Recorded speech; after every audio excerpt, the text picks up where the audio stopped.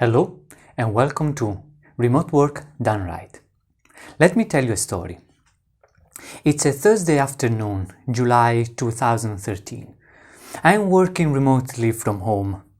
I'm usually pretty happy about my life, but this afternoon I feel pretty sad, frustrated and overwhelmed because I realize that my life is pretty empty, since the only thing I do is working.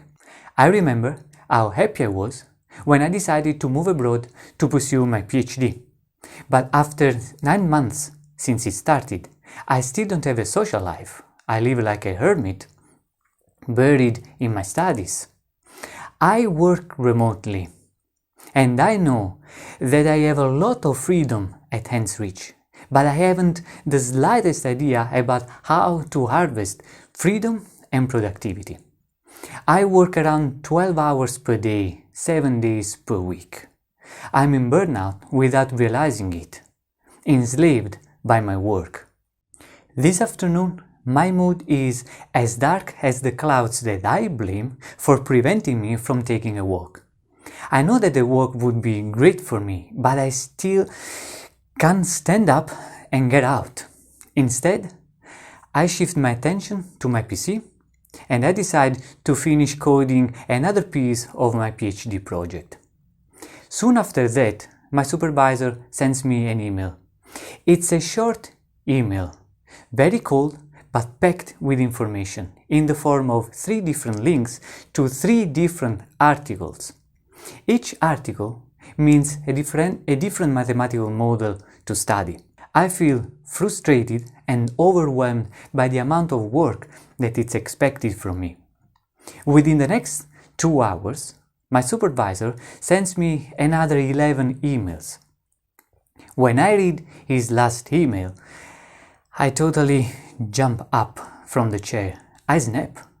I can't take it anymore, but I still can't make up my mind and get out to have so long walk. I feel sadistically attracted by my PC screen. I realize how angry I am at my supervisor.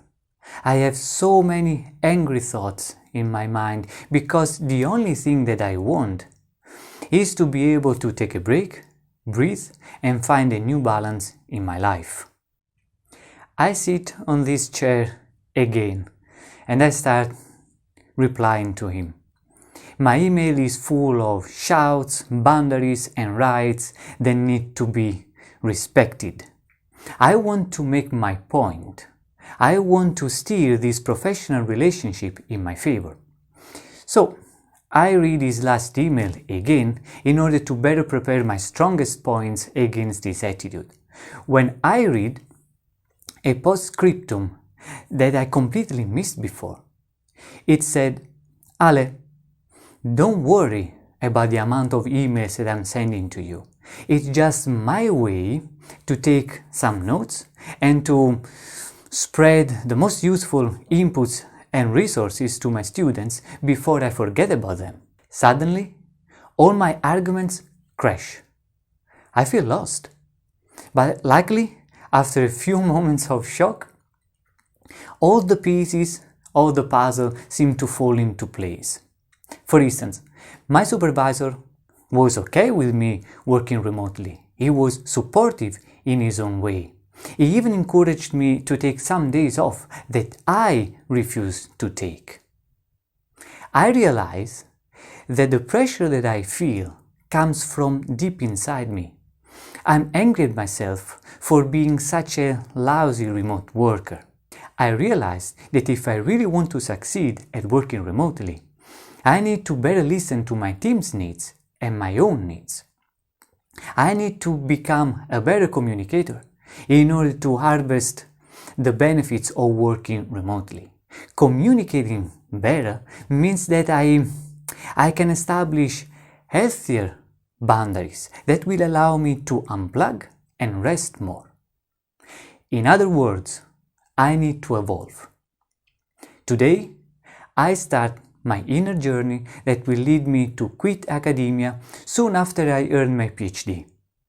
I get a certification in life coaching and mindfulness in order to have the most powerful tools to teach people like you how to create the most fulfilling, productive, and burnout-free remote work environment. And that's why I decided to craft this course, because I want you to experience the freedom, the quality of life, and the well-being that derives from working remotely. In Remote Work Done Right, you are going to learn how to unplug, how to integrate life and work, how to communicate better, how to be a better team player, how to be a better leader, how to gain visibility for a career advancement, and much more. Are you with me? Then subscribe to the course and let's start this journey together.